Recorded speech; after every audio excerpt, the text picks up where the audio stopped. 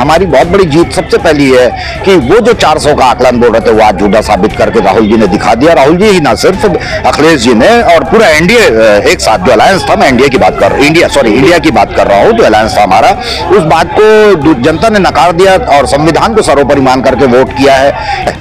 अगर वोट का क्राइटेरिया ही आपके नेता के पैमाने होते हैं कि ये बड़ा नेता है, ये छोटा नेता है, तो फिर जनता ये भी मानेगी कि अगर मोदी 50,000 वोट से जीत रहा है और अमित शाह 3 लाख वोट से जीत रहा है, इसका मतलब उसका 6 गुना बड़ा नेता अमित शाह है। या हमारे जो कांग्रेस की मान लीजिए कहीं से कोई 1.5 लाख वोट से जीता है, वो मोदी से 3 गुना बड़ा नेता है। राहुल गांधी के लिए आया, सिर्फ उसका टैटू भी बना वाला, मैं परमानेंट टैटू राहुल गांधी का। टैटू दिखा दीजिए।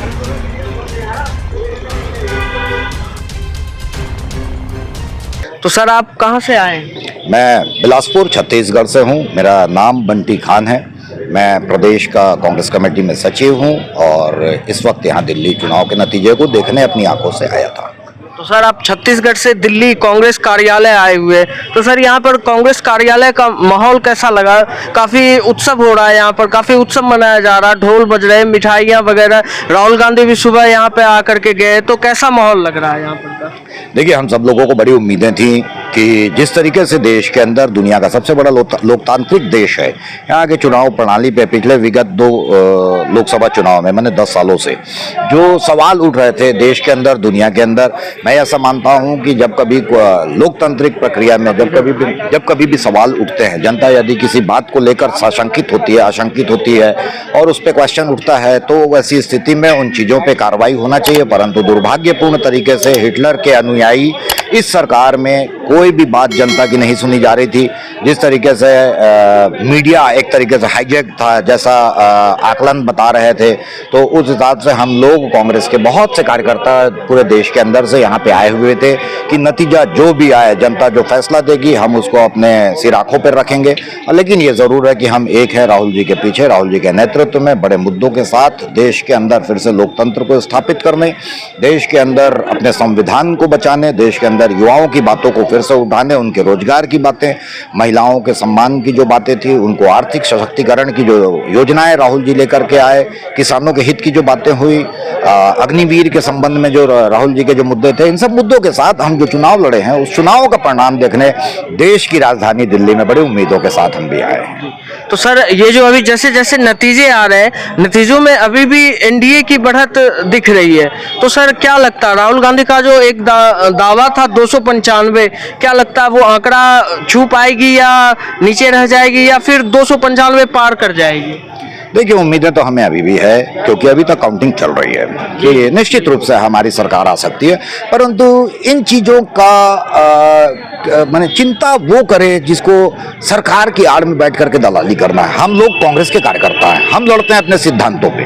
जो गांधी जी के सिद्धांत है, अहिंसा के जो सिद्धांत हैं, जो सरदार पटेल जी ने, जो नेहरू जी ने, जो इंदिरा जी ने, जो राजीव जी ने जिस तरीके से देश को आगे बढ़ाया, हम उस सिद्धांत पे चलने वाले लोग हैं और हमेशा अपनी बात मजबूती से रखते हैं। हमें संविधान को बचाना था, हमें इस मोदी सरकार को पलटना था। इन सब के बाद क्या आपको ऐसा नहीं लगता, अंदर मैं भी था और अभी बहुत से मीडिया के लोग बात कर रहे हैं, हमारी बहुत बड़ी जीत सबसे पहली है कि वो जो 400 का आकलन बोल रहे थे वो आज झूठा साबित करके राहुल जी ने दिखा दिया। राहुल जी ही ना सिर्फ अखिलेश जी ने और पूरा एनडीए एक साथ जो अलायंस था, मैं इंडिया की बात कर रहा हूँ, जो अलायंस था हमारा, उस बात को जनता ने नकार दिया और संविधान को सर्वोपरि मान करके वोट किया है। इन सब के साथ आप ये भी देखिए कि अभी जो चर्चा हो रही है वो खतरे में मोदी जी की खुद की अपनी सरकार है और उन सब के बाद भी यदि उनकी सरकार बनने की स्थिति में आती है तो जो राहुल जी बोल रहे थे कि मोदी नहीं बनेगा, वो स्थिति आज चर्चा में चालू है। हर कोई बोल रहा है कि मोदी के साथ तो कम से कम अभी जो बड़े अलायंस है वो तो नहीं जा रहे, तो मोदी का भी रुकना जरूरी था। मोदी अपने आप में बीजेपी से ऊपर था। मैं खुद अपने यहाँ विज्ञापन देखता था भास्कर में या जो हमारे यहाँ के मुख्य बड़े पेपर्स हैं, उसके फ्रंट पेज में फुल पेज के पेपर्स के फोटो आते थे, कोने में कहीं पे छोटा सा कमल होता था और भाजपा का नाम तो बड़े मुश्किल से खोजने पे मिलता था और हर जगह लिखा रहता था मोदी है तो मुमकिन है, तो देश मोदी के इशारों पे नहीं चलता। ये जनता ने दिखा दिया। ठीक है, सरकार बने, अगर ईश्वर करे बन जाए, अच्छे हाथों में सरकार चले, जनता का भला हो, परंतु यदि नहीं भी बनता है तो हतोत्साहित या नेगेटिव मेंटालिटी के हम नहीं है, फिर से संघर्ष करेंगे। राहुल जी के साथ पहले भी खड़े थे, आज भी खड़े हैं। देखिए, ये इस मामले में मैं व्यक्तिगत मेरी सोच थोड़ा सा अलग है। नतीजे में हार या जीत किसी के कद को बताने के लिए सिर्फ एकमात्र पैमाना नतीजा ही नहीं हो सकता। हारने के लिए बड़े अटल बिहारी वाजपेयी हारे हैं, हारने के लिए इंदिरा जी हारी हैं, हारने के लिए हमारे राहुल जी हारे हैं। तो अगर मोदी पीछे, हाँ उनके लिए ये एक सीख है कि शुरू के अगर 4 चरण 5 चरणों में पीछे आगे चलते रहे तो किसी को नीचा ना दिखाएं। तो अगर दूसरों को हमेशा ये हंसते थे या बोलते थे, वो सब अपने वीडियोस निकालें और ये देखें कि 5 चरण तक वो पीछे चल रहे थे। तो जीत और हार जो आखिरी में आता है रिजल्ट, लेकिन पीछे चलना और आगे, भाई चुनाव है, जीत और हार हो सकता है, कोई आगे हो सकता है, कोई पीछे हो सकता है। मैं स्मृति ईरानी के लिए भी नेगेटिव नहीं बोल रहा हूँ, वो तो बहुत डंके की चोट पे उनके और उनके कार्यकर्ता राहुल जी को हराने के बाद 25-50 हजार वोट से। तो अगर ये माने कि अगर 50,000 से मोदी जी जीत रहे हैं और 4 लाख 3 लाख से अमित शाह जीत रहे हैं, तो अमित शाह उससे 6 गुना बड़ा नेता है। अगर वोट का क्राइटेरिया ही आपके नेता के पैमाने होते हैं कि ये बड़ा नेता है, ये छोटा नेता है, तो फिर जनता ये भी मानेगी कि अगर मोदी 50,000 वोट से जीत रहा है और अमित शाह 3 लाख वोट से जीत रहा है, इसका मतलब उसका 6 गुना बड़ा नेता अमित शाह है। या हमारे जो कांग्रेस की मान लीजिए कहीं से कोई 1.5 लाख वोट से जीता है, वो मोदी से 3 गुना बड़ा नेता है। नेता नहीं, ऐसा नहीं होता, बहुत सारी बातों हाँ, पर ये तो हार जीत का अगर 25,000 50,000 से तुम हार रहे हो या तुम जीत रहे हो, तो ये कोई बहुत बड़ी चीज नहीं है यार। जनता है, वोट दी, कोई चीजों कभी कोई पसंद आ जाता है तो देती है। हाँ ये जरूर है कि जब सवाल उठने लगे कि ईवीएम हैक हो रहा है, ईवीएम के ऊपर क्वेश्चन उठे, तो उन सब चीजों को वक्त रहते ही उसका निराकरण होना चाहिए, जिसके लिए सुप्रीम कोर्ट और चुनाव आयोग भी जिम्मेदार है। कि अगर एक व्यक्ति के कहने पे माँ सीता पे भगवान राम जी ने, जब माँ सीता की अग्नि परीक्षा हो सकती है, जबकि पूरा देश दुनिया हर एक व्यक्ति माँ सीता की पवित्रता पे कोई नहीं बोल सकता, लेकिन यदि एक व्यक्ति ने थोड़ा सा सवाल कर दिया तो भगवान राम ने उनकी अग्नि परीक्षा कर ली। और हम आधे आबादी देश की चिल्ला रही है कि ईवीएम पे हमें शक है, ईवीएम पे, तो कैसा राम राज्य है कि जनता चिल्ला रही है और उस चीज पे सवाल पे कोई इंक्वायरी नहीं हो सकती है, कोई उसका सॉल्यूशन नहीं निकाल सकते। यही तो तानाशाही है। इसीलिए तो हम लोग हमेशा ये इस बात का दावा करते हैं कि ये जो संघ के लोग हैं, भाजपा के लोग हैं, ये हिटलर के अनुयायी हैं।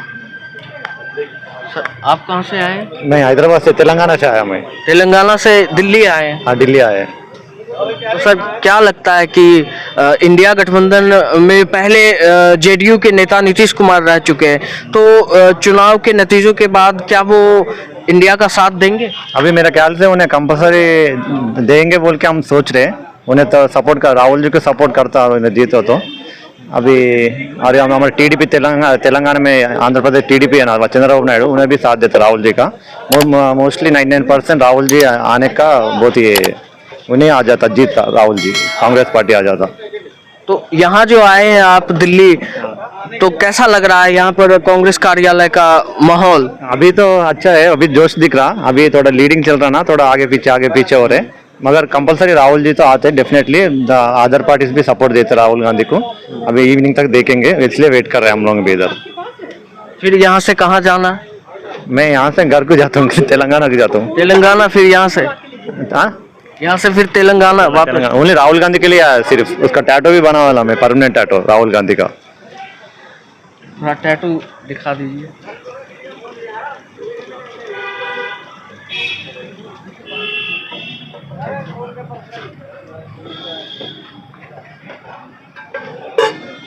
राहुल गांधी, ऐसा लग रहा है कि आपको राहुल गांधी काफी अच्छे लगते हैं। आना भाई, कहीं को बोला तो हमारा युवा को बहुत आइडिया, उसका एजुकेशन आइडियोलॉजी बहुत अच्छा है। अभी देश पूरा बहुत खराब हो गया ये 10 साल से। हम 5 महीने से घर को भी नहीं दिया, मेरे मम्मी को नहीं देखा, मेरा फैमिली को नहीं देखा। 5 महीने से ऐसा फिरते रह रहा है सर, भारत जोड़ो यात्रा से दिल्ली को तेलंगाना को मीटिंग रहता, कदम भाग के आ रहा उधर से। कंपलसरी राहुल जी आए तो हम देश अच्छा रहता, नहीं तो युवा को पूछेंगे, नहीं तो गंजाई शराब गिरा पी के ऐसे देश पूरा सत्यानाश हो जाता। कंपलसरी राहुल जी आना, उन्हें आए तो देश अच्छा रहता, अच्छा पढ़े लिखना अच्छा रहता। तो सर 2024 में किसको आप प्रधानमंत्री के रूप में देखना चाह रहे हैं? देखिए, मैं राहुल जी का फैन हूँ।